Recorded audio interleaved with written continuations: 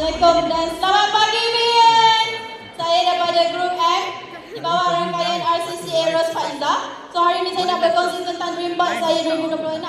So pada SV7 2026 saya nak capai RCA dan SV12 saya nak capai 2020 SV12 2026 saya nak capai ECA, DCA pada SV6 2027, CCA pada SV10 2027 dan RCCA pada SV12 2028. Amin. So untuk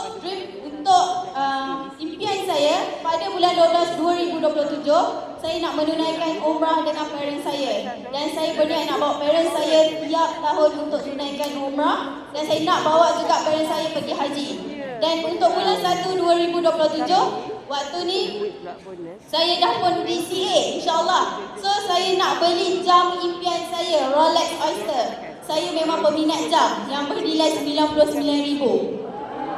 So untuk bulan 12 2028 saya nak motor idaman saya. Sebab saya Gen Z, saya sangat minat dengan Ducati Panigale V4.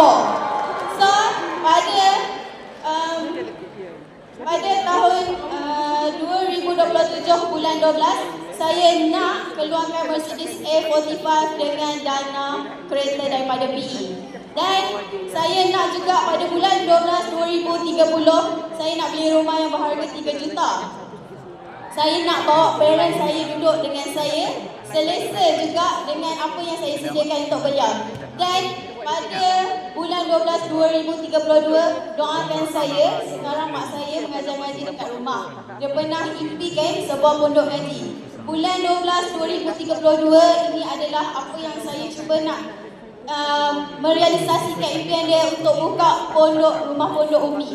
Amin insyaAllah. Dan saya tak lupa juga saya nak travel the world dengan parents saya dan saya nak bawa rangkaian saya pergi Belt, sama-sama rasa juga macam mana bestnya pergi PELT.